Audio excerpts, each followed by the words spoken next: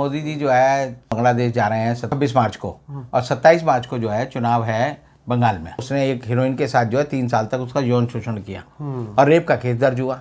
और उन सब बातों से हैरान परेशान या निराश जो थे मिथुन चक्रवर्ती को ये मौका मिला कि अब वो जो है भारतीय जनता पार्टी के साथ जुड़े हैं। अगर हिंदू मुस्लिम बंटवारा नहीं होता तो भारतीय जनता पार्टी पूरी तरह से वहाँ पर जो है नेस्ता नाबूद हो जाएगी। लड़ाई जो वहाँ पर जो है वो जय श्री राम और जय काली के नारे के बीच में हो रही है। नमस्कार आदाब दोस्तों, हिंदू वॉइस में आपका स्वागत है। मैं हूं इकराम और हमारे साथ हैं एडवोकेट रविंद्र कुमार जी। आप अच्छी तरह जानते हैं, इनकी बात को बड़ा पसंद करते हैं। और आज फिर हम बात करते हैं बंगाल चुनाव को लेकर। मोदी जी की हाल फिलहाल रैली हुई है और मोदी जी ने काफ़ी सारे वादे किए हैं। एक और चीज़ हुई है, मिथुन चक्रवर्ती जो तृणमूल कांग्रेस से राज्यसभा सांसद थे, वो भी अब बीजेपी का दामन थाम लिया है। उन पर लेकर काफ़ी लोग कमेंट भी कर रहे हैं। दूसरी ओर एक चीज़ सुनने को आ रही है कि मोदी जी जो है अब बांग्लादेश जाएंगे और वोटिंग से ठीक एक दिन पहले वहाँ जाकर कुछ हो सकता है वोट मांगे। और वोट उनके जो नेता हैं, एक तरफ वो बंगालियों को बाहर भेजने की बात करते हैं, वापस भेजने की बात करें, दूसरी तरफ मोदी जी जा रहे हैं बांग्लादेश खुद वोट मांगने। तो ये किस तरह की चीज़ें हो रही हैं, रविंद्र जी से उसका जवाब मांगते हैं। आप क्या कहना चाहते हैं जो अभी हाल फिलहाल ये सारी चीज़ें हुई हैं? आपने कहा कि मोदी जी जो है बांग्लादेश जा रहे हैं जी, तो मोदी जी के बारे में एक चीज़ आप मान के चलिए कि मोदी जी जो है हमेशा इलेक्शन मोड में रहते हैं। अच्छा। उनका कोई भी काम जो होता है वो सिर्फ एक ही काम के लिए होता है कि कैसे लोग जो है हम सरकार बनाएं, कैसे लोगों से वोट लें और कैसे हम अपना जनाधार बढ़ाएं। अब मोदी जी जो है बांग्लादेश जा रहे हैं 26 मार्च को और 27 मार्च को जो है चुनाव है बंगाल में। जी, तो एक तरह से जिस समय आचार संहिता लगी होगी और वोट पड़ रहे होंगे उस समय मोदी जी बंगाल में जो है बांग्लादेश में जाकर वहाँ की जो प्रधान है उनसे मिलेंगे और वहाँ पर जो है एक तरह से वो एक माहौल बनाएंगे कि मोदी जी जो है बंगालियों के सबसे बड़े हितचिंतक हैं। जी, जी। अब हितचिंतक में ये है कि बंगाल में बीजेपी का जो एक बड़ा नारा है वो ये है कि बंगाल से गऊओं को जो है तस्करी के रूप में बांग्लादेश ले जाया जाता है और वहाँ उनका स्लॉटर होता है। जी। और मोदी जी की जो भारतीय जनता पार्टी है उसका एक हमेशा एक उद्देश्य रहा है कि वो गौवध पर रोक लगाएं, गाय की हत्या पर रोक लगाएं, गौ मांस के खाने और बिक्री पर रोक लगाएं। और इसीलिए बीजेपी जो है वो एक ऐसी पार्टी है जो लगातार जो है चाहे यूपी हो, चाहे हरियाणा हो या राजस्थान हो, आप देखेंगे उत्तर भारत में, मध्य प्रदेश में हमेशा जो है गौ रक्षा के लिए आगे रही है। बिल्कुल। और उन्होंने गौ रक्षक संघ भी बना रखे हैं, कानून भी बना रखे हैं। अब बंगाल की विचित्र स्थिति है कि बंगाल में जो गौ मांस है वो सब लोग खाते हैं, चाहे वो हिंदू हो या मुसलमान हो या और किसी धर्म के मानने वाले हों।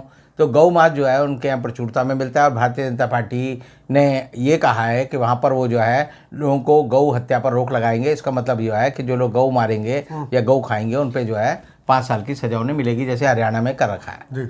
अब इन सब हालातों में आपका ये कहना कि मोदी जी बांग्लादेश जा रहे हैं तो बांग्लादेश में जाकर वो कौन सी बात करेंगे ये मुझे नहीं पता। मुझे सिर्फ लगता है कि मोदी जी 1 साल हो गया उन्हें हिंदुस्तान में फंसे हुए, तो वो चाहते हैं कि जो क्योंकि 24 मार्च को जो है देश में पिछले साल लॉकडाउन लग गया था, तो पूरा 1 साल 2 दिन हो जाएगा जब वो जो है लॉकडाउन से बाहर निकल के अपनी विदेश यात्रा करेंगे। अच्छा, और यात्रा चुनावी मोड में हमेशा वो रहते हैं। मैं जैसे कह रहा हूँ तो वो जो है वहाँ पर वोट मांगने की ही बात करेंगे और बाकी देखते हैं कि क्या होता है। और इस हालत में जो है चुनाव की जब आप बात कर रहे हैं तो जैसे कि आपने कहा मिथुन चक्रवर्ती जो है बीजेपी में शामिल हो गए, तो बीजेपी एक ऐसी पार्टी है जो हेडलाइन को मैनेज करने वाली पार्टी है।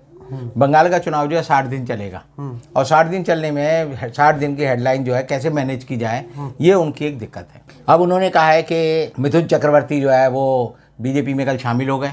मिथुन चक्रवर्ती के बारे में अगर आप बात करें तो एक तरह से ये बताता है कि एक व्यक्ति जो है अवसरवादी कितने तरह से हो सकता है। मृणाल सेन की एक फिल्म आई थी मृग्या, तो मृग्या में जो है मिथुन चक्रवर्ती को जो है नेशनल अवार्ड मिला था और वो एक बड़ी अच्छी फिल्म मानी गई थी। और उसके बाद जो है उनका जो इंक्लिनेशन था, उनका जो रुझान था, उनका जो झुकाव था वो नक्सलवादी के प्रति था। अच्छा। नक्सलवाद से वो फिर सीपीएम के साथ आए, सीपीएम के बाद वो ममता बनर्जी के साथ आए, ममता बनर्जी के बाद वो भारतीय जनता पार्टी में आ गए। तो एक तरह से कहते हैं कि उन्होंने पूरा एक सर्कल जो है पूरा कर लिया है। और पूरा करके अगर उनकी पूरी बात देखें तो पता चलता है कि उनका जो बेटा है मार्क्स उस पर जो है दिसंबर में अक्टूबर में एक चार्ज लगा था, अक्टूबर 2020 में, कि उसने एक हीरोइन के साथ जो है 3 साल तक उसका यौन शोषण किया और रेप का केस दर्ज हुआ।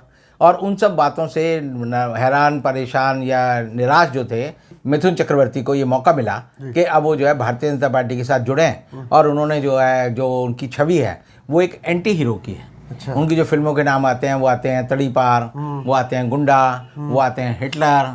तो ऐसे आते हैं जो जैसे गुंडे बदमाशों की। दलाल भी आते हैं सर। हाँ, दलाल है। दलाल तो बड़ा छोटा शब्द है तड़ीपार के कंपैरिजन में, और आप देखें गुंडे और दूसरे लोगों में, लेकिन हिटलर सबसे बड़ा आदमी है। बिल्कुल। तो मिथुन चक्रवर्ती जो है एक तरह से जिन बातों को हम अपनी बातचीत में कहते हैं गाली है, तो गाली की जगह जो है अब ये गाली नहीं है, ये उनकी फिल्मों की उपलब्धियां हैं। और उनकी उपलब्धियों को लेकर वो जो है कल भारतीय जनता पार्टी के स्टेज पर गए, और तब भी उन्होंने अपने बारे में ऐसी बात कही कि मैं एक कोबरा हूँ।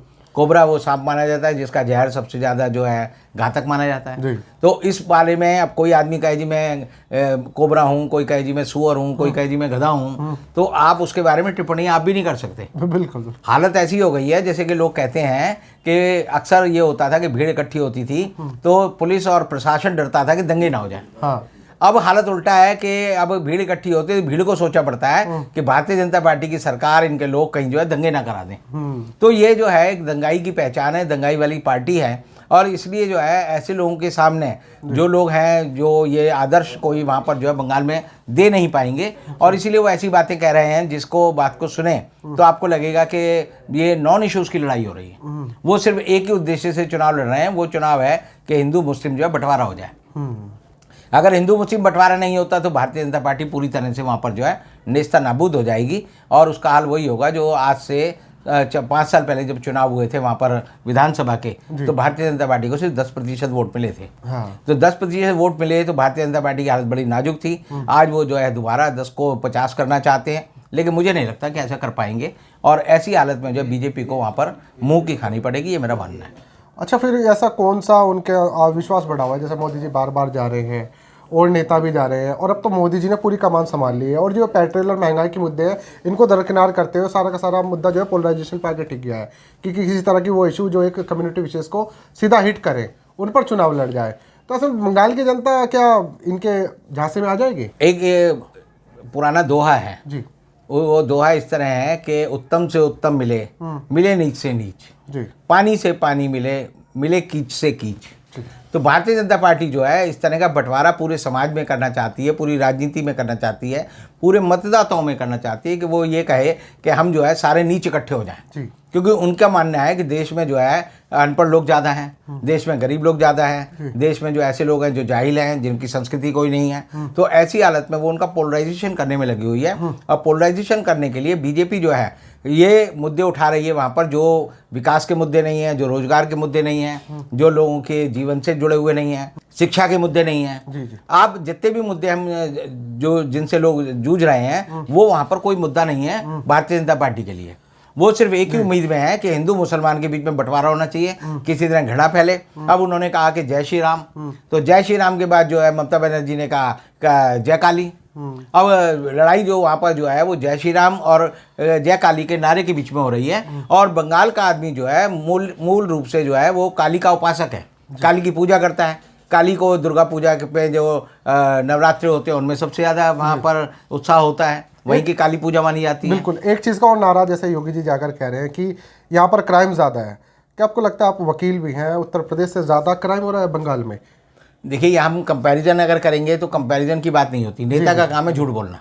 नेता अगर रेप करके भी आएगा तो कहेगा मैं नारी उद्धार करके आया हूँ। नेता अगर रिश्वत लेके आएगा तो कहेगा मैं समाज के दुश्मनों से कुछ समाज के गरीब लोगों के लिए लेके आया हूँ। नेता जो है भाषा को बेचते हैं, भाषा के आधार पर बेचते हैं, और इसीलिए जैसे कि योगी जी जैसे वहाँ पर जाकर बार बार कह रहे हैं कि वहाँ पर बंगाल में जो है अपराध ज़्यादा है, यूपी में कम है। तो या तो वो समझते हैं कि बंगाल के लोग जो है वो मूर्ख हैं, वो अखबार वगैरह नहीं पढ़ते, या उन्हें अपने गोदी मीडिया पे बड़ा विश्वास है, और उन्हें लगता है कि ये जो गोदी मीडिया है ये बंगालियों के दिमाग में बात बैठा देगा कि तुम जो है सुरक्षित हो, और यूपी का आदमी बड़ा सुरक्षित है। लेकिन जो खबरें पूरे अंतर्राष्ट्रीय पटल पर आती हैं, जो पढ़े लिखे लोगों में आती है, यानी हिंदुस्तान में सबसे ज़्यादा साक्षर अगर कोई राज्य है तो केरल के बाद जो है बंगाल है। तो वहाँ के लोग पढ़े लिखे हैं, वहाँ के लोग जो है सब चीज़ों को जानते हैं, और इसीलिए जो आप देखेंगे कि कल जो रैली हुई मोदी जी की, उस रैली में मैदान जो है 20% भी नहीं भरा। 20% लोग ही आए, बाकी मैदान पूरा खाली था। जबकि ब्रिगेड परेड मैदान जो है वो वहाँ का कलकत्ता का सबसे बड़ा मैदान है। और अभी सीपीएम और कांग्रेस ने जो रैली की थी उसमें 10 लाख से ज़्यादा लोग आए थे और पूरा ठस का ठस भरा हुआ था, एक पाँव रखने की जगह नहीं थी। जी। तो ऐसी हालत में जो है बीजेपी जो है मन से हारी हुई लड़ाई लड़ रही है। उन्हें पता है कि बंगाल का आदमी हमारे साथ नहीं है, उन्हें पता है कि हम जो है सिर्फ भाड़े के टट्टुओं को लाकर यानी वो ले आते हैं, अपने स्वयंसेवकों को बिहार से ले आएंगे, झारखंड से ले आएंगे। यानी आरएसएस का जो तरीका होता है वो ये होता है कि बाहर की भीड़ ले आओ ताकि स्थानीय भीड़ को लगे कि इनके साथ भीड़ है।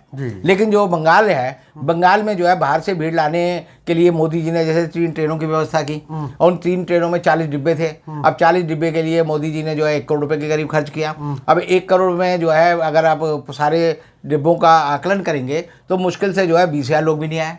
तो 20,000 लोग लाने के लिए अगर आपको 1 करोड़ रुपए खर्च करने पड़ रहे हैं तो इसका मतलब समझिए कि आपकी हालत बड़ी नाजुक है और स्थानीय लोग आपके साथ नहीं है। और अगर स्थानीय लोग साथ नहीं है तो जिस दिन वोट पड़ेगा उस दिन जो है उस स्थानीय लोगों के अभाव को मोदी जी और इलेक्शन कमीशन जो है सिर्फ जो है पैरामिलिट्री फोर्सेस के जवानों की तादाद बढ़ाकर ये दिखाना चाहता है कि वहाँ पर जो है बाहर के लोग ज़्यादा हैं और यानी तादाद जो है बीजेपी समर्थकों की ज़्यादा है। लेकिन ये कुछ भी कर लें, इनके सारी पैतरेबाजी के बाद भी जो है चुनाव में वोट नहीं पड़ेंगे और वोट ना पड़ने की वजह से इनके चेहरे पे पहले ही हताशा नज़र आने लगी है।